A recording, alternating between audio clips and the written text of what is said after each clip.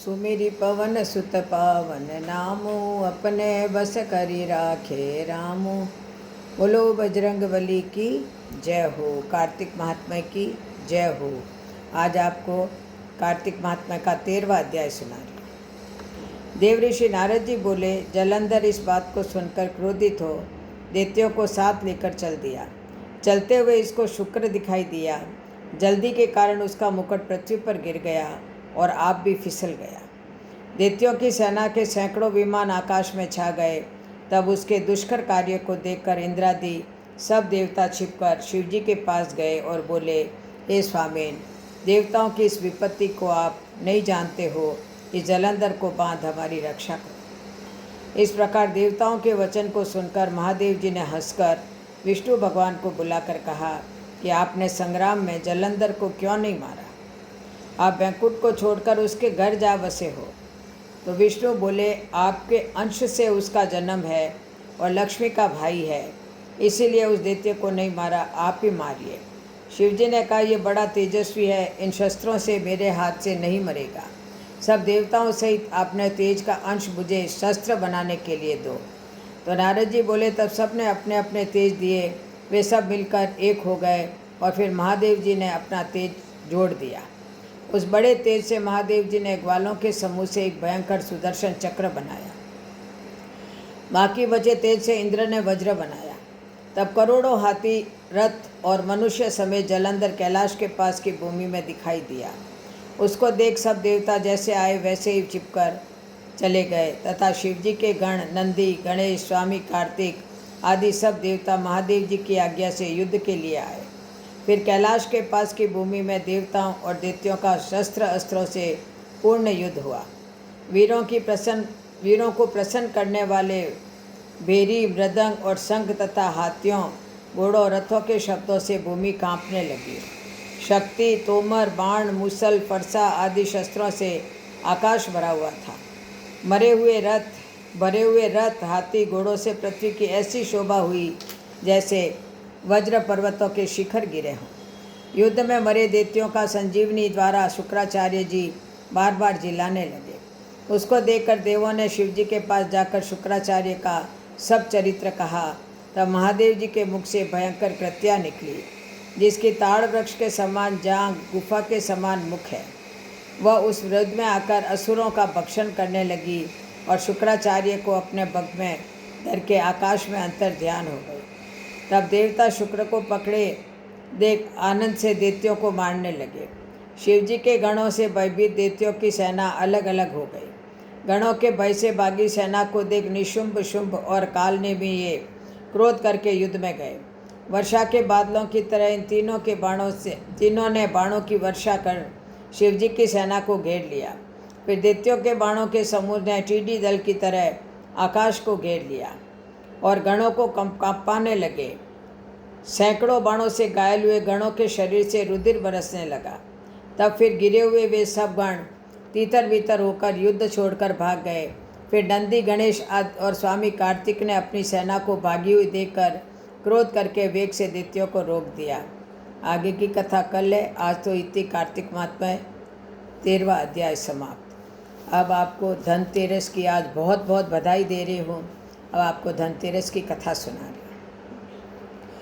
एक दिन भगवान विष्णु मृत्यु लोक विचरण करने के लिए लक्ष्मी सहित भूमंडल पर आए। कुछ देर बाद लक्ष्मी से बोले कि मैं दक्षिण दिशा की ओर जा रहा हूँ, तुम उधर मत देखना। यह कह ज्यों ही भगवान ने राह पकड़ी त्यों ही लक्ष्मी पीछे पीछे चल पड़ी। कुछ ही दूर पर सरसों का खेत दिखाई दिया। उसके बाद ईख का खेत मिला। वहीं लक्ष्मी जी ने श्रृंगार किया और ईख तोड़कर चूसने लगी। तत्क्षण भगवान लौटे और यह देखकर लक्ष्मी पर क्रोधित होकर श्राप दिया कि जिस किसान का यह खेत है 13 वर्ष तक उसकी सेवा करो। ऐसा कहकर भगवान क्षीर सागर में चले गए। लक्ष्मी ने किसान के यहाँ जाकर उसे धन धान्य से पूर्ण कर दिया। तत्पश्चात 12 वर्ष के बाद लक्ष्मी जी जाने को तैयार हुई, किंतु किसान ने रोक लिया। भगवान जब किसान के यहाँ लक्ष्मी को बुलाने आए तो किसान ने लक्ष्मी को नहीं जाने दिया। तब भगवान बोले, तुम परिवार से गंगा में जाकर स्नान करो और इन कौड़ियों को भी जल में छोड़ देना। जब तक तुम नहीं लौटोगे तब तक मैं नहीं जाऊंगा। किसान ने ऐसा ही किया। जैसे ही उसने गंगा में कौड़ियाँ डाली, वैसे ही गंगा में से चतुर्भुज निकले और कौड़ियाँ लेकर चलने को उद्यत हुए। तब किसान ने ऐसा आश्चर्य देख गंगा जी से पूछा कि ये 4 भुजाएं किसकी थी। तो गंगा जी ने बताया कि ये किसान, वे चारों हाथ मेरे ही थे। तूने जो कौड़ियाँ मुझे भेंट की है वे किसकी दी हुई है। तो किसान बोला, मेरे घर में 2 सज्जन आए हैं, उन्होंने ही दी है।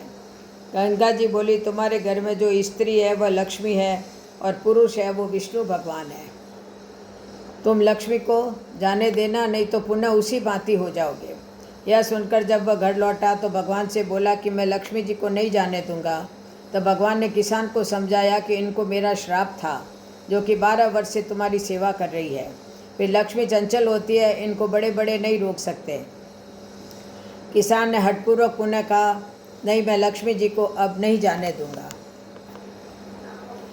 इस पर लक्ष्मी जी ने स्वयं कहा कि हे किसान, यदि तुम मुझे रोकना चाहते हो तो सुनो।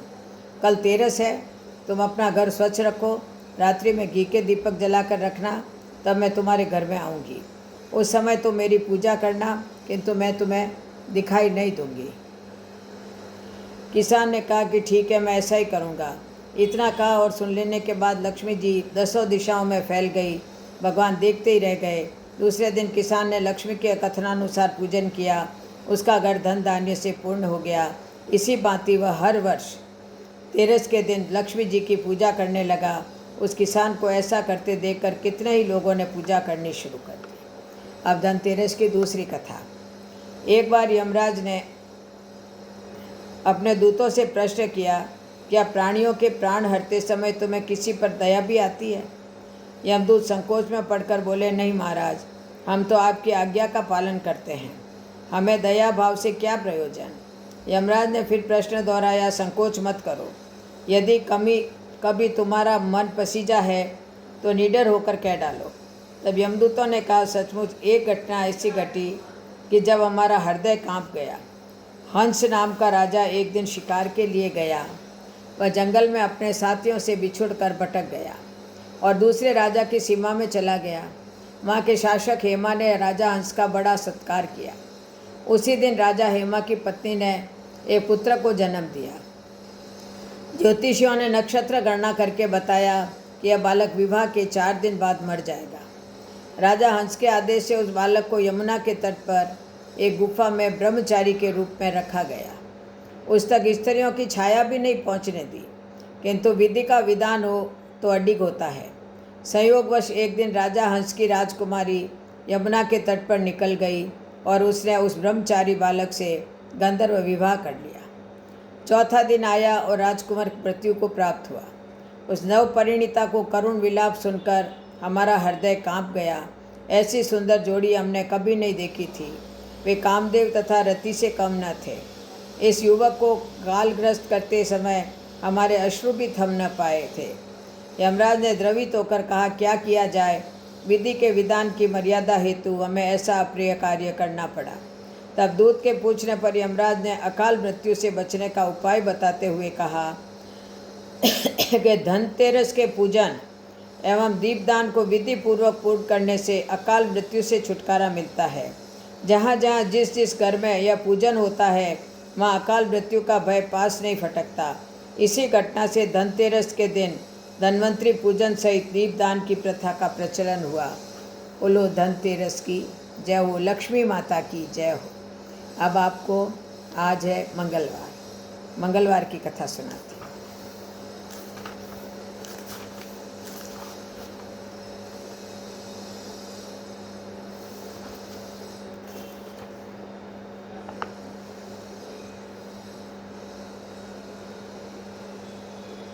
एक ब्राह्मण दंपति के कोई संतान नहीं हुई थी, जिसके कारण पति पत्नी दुखी थे। वह ब्राह्मण हनुमान जी की पूजा हेतु वन में चला गया। वह पूजा के साथ महावीर जी से एक पुत्र की कामना प्रकट किया करता था। घर पर उसकी पत्नी मंगलवार का व्रत करती थी पुत्र प्राप्ति के लिए। मंगल के दिन व्रत के अंत में भोजन बनाकर हनुमान जी को भोग लगाने के बाद स्वयं भोजन ग्रहण करती थी। एक बार कोई व्रत आ गया जिसके कारण ब्राह्मणी भोजन न बना सकी, तब हनुमान जी का भोग भी नहीं लगाया। वह अपने मन में ऐसा प्रण करके सो गई कि अब अगले मंगलवार को हनुमान जी को भोग लगाकर अन्न ग्रहण करूँगी। वह भूखी प्यासी 6 दिन पड़ी रही। मंगलवार के दिन तो उसे मूर्छा आ गई। तब हनुमान जी उसकी लगन और निष्ठा को देखकर प्रसन्न हो गए। उन्होंने उसे दर्शन दिए और कहा, मैं तुमसे अति प्रसन्न हूँ। मैं तुझको एक सुंदर बालक देता हूँ जो तेरी बहुत सेवा किया करेगा। हनुमान जी मंगलवार को बाल रूप में उसको दर्शन देकर अंतर्ध्यान हो गए। सुंदर बालक पाकर ब्राह्मणी अति प्रसन्न हुई। ब्राह्मणी ने बालक का नाम मंगल रखा। कुछ समय पश्चात ब्राह्मण वंश से लौटकर आया। प्रसन्नचित्त सुंदर बालक को घर में क्रीड़ा करते हुए देखकर वह ब्राह्मण पत्नी से बोला, यह बालक कौन है? पत्नी ने कहा, मंगलवार के व्रत से प्रसन्न होकर हनुमान जी ने दर्शन दे मुझे बालक दिया है। पत्नी की बात छल से भरी जान उसने सोचा, यह उल्टा व्यभिचारिणी अपनी कलुषता छिपाने के लिए बात बना रही है। एक दिन उसका पति कुएं पर पानी भरने चला तो पत्नी ने कहा कि मंगल को भी साथ ले जाओ। वह मंगल को साथ ले चला और उसको कुएं में डालकर वापस पानी भरकर घर आया तो पत्नी ने पूछा कि मंगल कहाँ है? तभी मंगल मुस्कुराता हुआ घर आ गया। उसको देख ब्राह्मण आश्चर्यचकित हुआ। रात्रि में उसके पति से हनुमान जी ने सपने में कहा, यह बालक मैंने दिया है, तुम पत्नी को उल्टा क्यों कहते हो? पति यह जानकर हर्षित हुआ। फिर पति पत्नी मंगल का व्रत रख अपना जीवन आनंद पूर्वक व्यतीत करने लगे। जो मनुष्य मंगलवार व्रत कथा को पढ़ता या सुनता और संयम से व्रत रखता है, उसके हनुमान जी की कृपा से सब कष्ट दूर होकर सर्व सुख प्राप्त होता है। बोलो बजरंगबली की जय हो। अब आपको गणेश जी की कहानी सुना रही हूँ। एक विधवा मालन थी। उसके एक 4 बरस का सुंदर पुत्र था। मालन की सास उसको बहुत दुख देती थी। एक दिन सासू ने उन दोनों को घर से निकाल दिया। दोनों वहाँ से चले गए। चलते चलते दूर जाकर एक गाछ के नीचे बैठ गए। गाछ के सामने विनायक जी का मंदिर था। दुनिया दर्शन करने आती और उनको प्रसाद बांटती, जिससे उनका पेट भर जाता। वह दोनों वहीं रहने लगे और गणेश जी की सेवा पूजा करने लगे। एक दिन मालन ने सोचा कि यदि अपन जंगल से फूल लाकर पूजा की सामग्री और प्रसाद बेचेंगे तो अपने पास बहुत पैसे आने लग जाएंगे। उन लोगों ने दुकान खोल ली और खूब बिक्री होने लगी। बाद में उसने बिक्री करने के लिए आदमी रख लिया और अब सेवा पूजा करने लगी। धीरे धीरे कमाई होने लगी तो एक मकान बना लिया। दुकान पर मुनीम और आदमी रख लिए और लड़के को पढ़ने के लिए स्कूल भेजने लगी। लड़का पढ़ने जाता, वहाँ राजा की लड़की भी पढ़ने आती। दोनों में बहुत दोस्ती हो गई। लड़का राजा के घर भी जाने लगा। राजा की लड़की इतने सुंदर लड़के को देखकर अपनी भाभियों से बोली कि मैं इस लड़के से शादी करूंगी। भाभियाँ बोली कि अपन तो राजा हैं और यह तो मालन का लड़का है, यह शादी करने के से अपनी इज्जत चली जाएगी। लेकिन लड़की नहीं मानी। वह बोली कि मैंने प्रतिज्ञा कर ली है कि मैं इससे शादी करूंगी। भाभियों ने अपने सास ससुर को यह बात बताई। राजा जी बोले कि ठीक है, प्रतिज्ञा कर ली है तो अपने को शादी करनी पड़ेगी। राजा ने खूब धूमधाम से लड़की की शादी कर दी और बहुत सा दहेज दिया। मालन बहुत खुश हुई। बेटा बहू को आते देखकर पहले विनायक जी के मंदिर में धूप दिलाई, फिर घर ले आई। पूजा करके पूरे गांव में ढिंडोरा पिटवा दिया कि विनायक जी की सेवा पूजा करने से दुखी आदमी भी सुखी हो जाता है। यह सुनकर और भी दुनिया दर्शन करने को आने लगी। बिक्री और बढ़ने लगी। बेटा काम संभालने लगा। मालन और भी सेवा पूजा करने लगी। उधर सासू के अन्नदाता बैरी हो गए। घूमती घूमती एक दिन वहाँ आ गई। आकर लड़के से बोली कि मुझे नौकरी पर रख ले, सिर्फ रोटी और कपड़ा दे देना, मैं सारा काम कर दूँगी। लड़के ने नौकरी पर रख लिया तो उन्होंने एक दूसरे को नहीं पहचाना। थोड़ी देर में मालन पूजा करके आई तो सासू को काम करते देखा। सासू से बोली कि आप यहाँ काम कैसे कर रही हो? सासू ने कहा कि यहाँ का सेठ ने मुझे नौकरी पर रखा है। तब मालन बोली, सासू जी ये तो आपका ही पोता है, यह बहू है और यह अपना ही मकान है। आपने तो हमको निकाल दिया पर विनायक जी महाराज ने हमारी लाज रखी। सासू बहुत शर्मिंदा हुई, कहने लगी कि मैंने अपनी करनी को भुगत लिया है। मालन बोली कि सासू जी अब आप यहीं पर रहो और पोता का सुख देखो।